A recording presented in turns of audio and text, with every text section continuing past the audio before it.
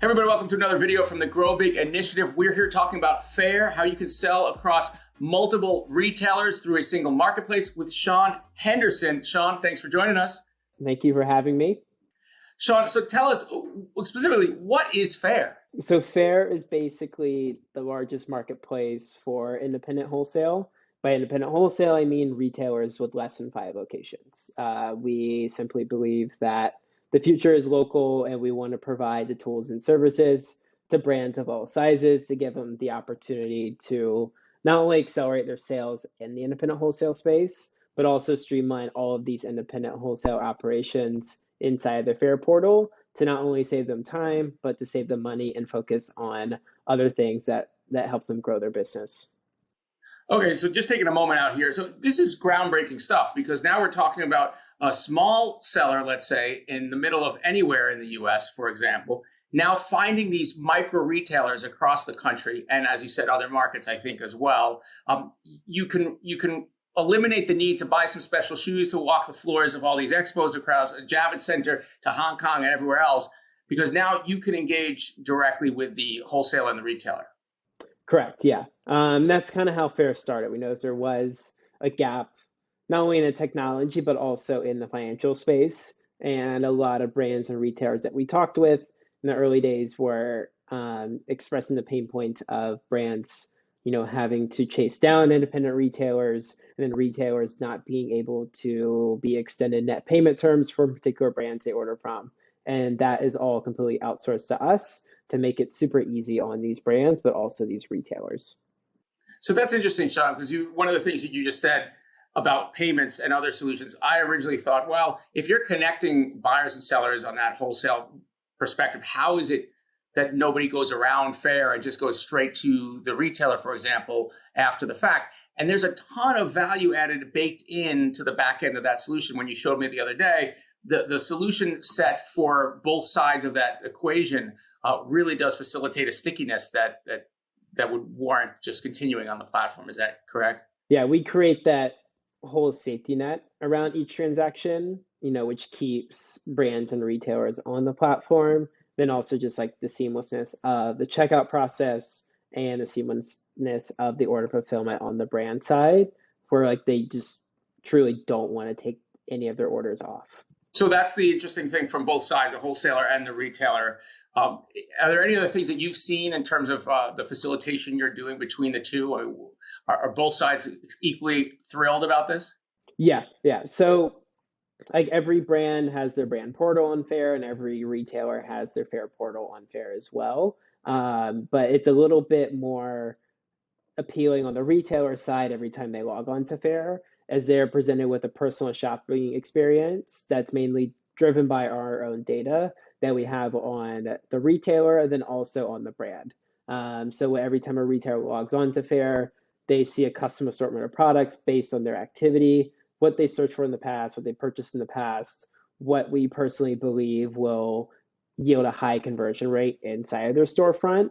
Then also like what will keep them placing reorders on FAIRE. And a couple of things that like help them narrow down the decision are the brand values. So we do allow brands the options to apply certain brand values to your page, such as women-owned, handmade, not on Amazon, small batch, made in USA, etc. And then we also notice the activity of these retailers every time they sign on to FAIRE, filtering by these brand values, and continue to fine-tune each of their algorithms to make sure that they're just in and out when they're shopping on FAIRE rather than scrolling through the marketplace for countless hours, given the amount of brands that we have on FAIRE and the amount of products that we have. Yeah. No, honestly, it was a huge awakening to me. My wife and I were in a random town in Indiana a couple months ago, and we went through everything in the store. We spent 2 hours in there. Granted, it was the first time our son wasn't around. He was in camp, so we had lots of time. And we just looked at every little item.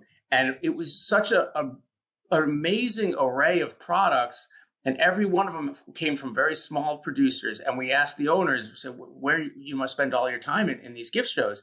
And she just said, FAIRE.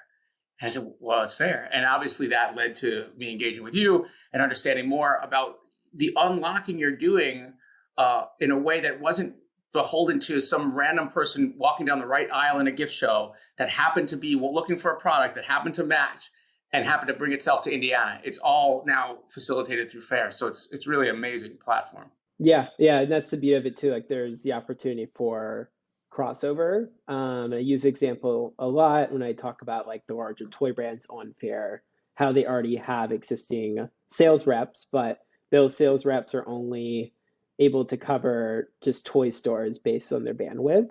Whereas they also utilize Fair to get into more retailers outside of toy stores where there's a need for it, whether it's a bookshop, a clothing store, or a convenience store. That brings up a big question. If you're already selling to a retailer that's on FAIRE, but now you want to facilitate sales through FAIRE to that existing retailer, does that incur additional costs? Does it make it, is there a motivation for that? How does it work? No, not at all. So any existing relationships that a retailer brand have developed off our platform, there is 0% commission on all of those orders. And it could be something as simple as an exchange of contact information at a trade show.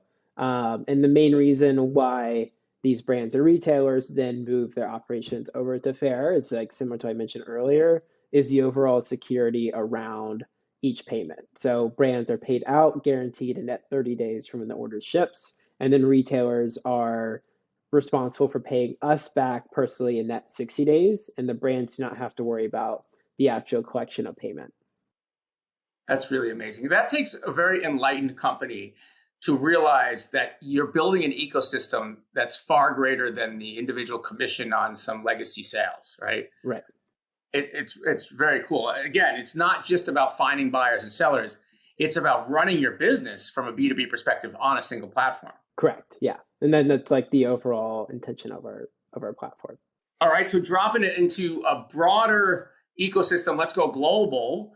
What markets is FAIRE currently active in, and can a US seller sell into those markets vis-a-vis FAIRE? Yes. So FAIRE is currently active in the US, Canada, the UK, 15 markets in the EU, Australia, New Zealand, and it's up to the brand like how they want to approach their international presence, whether they want to focus on domestic sales and eventually grow into international sales or vice versa.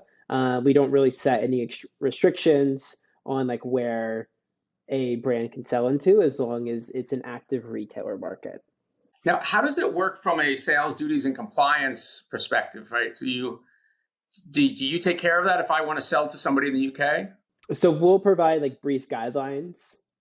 We can't take it too far because like that's where it gets a little hairy legally, but like we will provide some guidance in terms of like what needs to be on the package or what needs to be labeled on the outside in order for it to get through customs.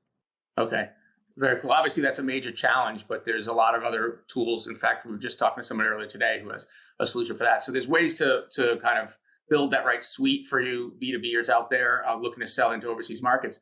But first and foremost, you can get the sale right out of FAIRE. What are some of the top categories you're seeing being sold on FAIRE? Yeah, so I would say home and living. That's kind of how like FAIRE started, which is like simple home and living stuff like candles, bath bombs, decor, etc. And then since then, it's evolved into apparel, toys and learning, then also food and bev. Food and bev is a category that will continue to grow like once we get through a couple of hurdles such as perishable items, alcoholic beverages, etc. But I would say like home and living, toys, food and beverage, and apparel are the top four. Very cool. Okay. All right. Give us an example of a company that you've worked with that has done this. And I know we've got one that you talked about before, Ocean's Respect.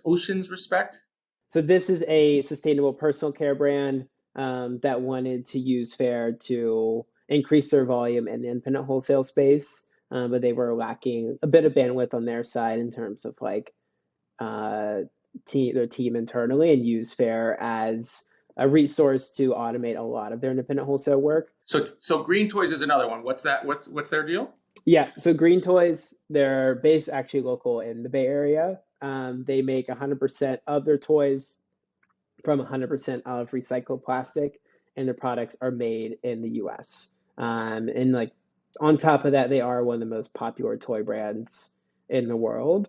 And their main draw was just getting to even more independent retailers, and then putting a lot of their independent wholesaler operations onto FAIRE. That's probably one of the more unique use cases that I personally have worked with. Another example is Camp Craft Cocktail. So they basically just sell jars of cocktail mixes. Um, and it's I a have really that in unique my, I concept. have one of those Oh, in my really? Yeah. fridge. They're just about in like every type of retailer. I see them everywhere, like anywhere from like a paper source to like a clothing store. You can basically put them anywhere inside a small retail shop. Very cool. And obviously, so there are some, they're not perishable, but they are agricultural based products. Um, in this case, could you sell it into another market? Obviously there's compliance issues and other things, but you give guidance on that. Yeah, we will give guides on that. I personally don't know if they're focused on international presence at the moment, but I'm sure they're testing the waters. That is awesome. Sean Henderson from FAIRE talking about how you can start selling across totally unknown, previously unknown retailers through their marketplace and manage those sales. And if you're a retailer out there, you can do the same inversely, finding that next coolest product that your customers are going to adore, as I have on many occasions. So thank you so much, Sean, for joining us here. Of course. Thank you for having me. We'll see you soon. Follow us and subscribe for the Grow Big initiative so you can figure out how you can sell across multiple channels and geographies. We'll see you soon.